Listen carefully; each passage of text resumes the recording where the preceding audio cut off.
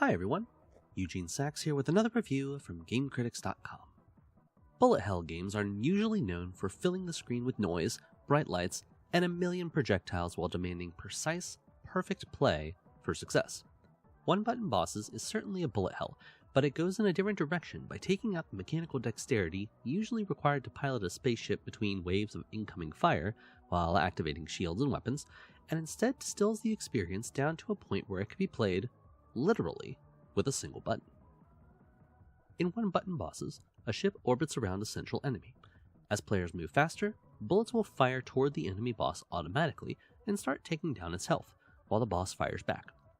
Incoming attacks can range from things like bullets and bombs to wilder things like shapes that grow in size before disappearing. When the player changes direction to dodge attacks, the ship's fire slows, and has the effort of slowing damage output.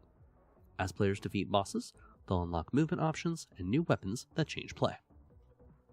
For example, players start with the ability to change direction and fire single bullets as they move around.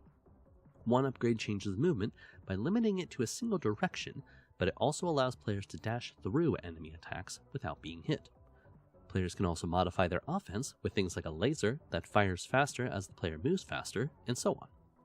Also, if the player ends up with a loadout they don't care for, all ship options can be changed between levels. The campaign serves as a training mode for players to learn the ins and outs of the mechanics. Players will have a couple of fights against a starter boss, which serves to teach players about the different type of attacks.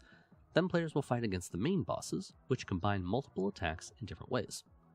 Once they've got the hang of it, players can go into the other mode, which serves as a roguelike version of the game. Players can't change their movement or attack options between levels here, but each victory grants the player a special ability, like increased weapon damage, increased top speed, or acceleration, or shields they can pick up in each level.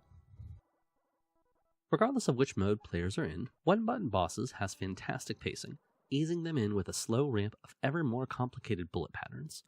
Starting with bullets firing directly at the player, and the danger being telegraphed ahead of time, things soon escalate into multiple bullet waves and deadly shapes.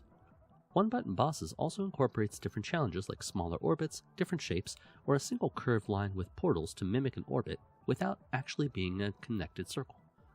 Honestly, it's hard to find anything wrong with one-button bosses, but if I had to pick something, then it would be that I wish there was more to it.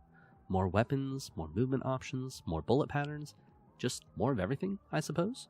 The campaign ran for a short 3 to 4 hours, and by the end of it, I felt like I'd seen everything it had to offer.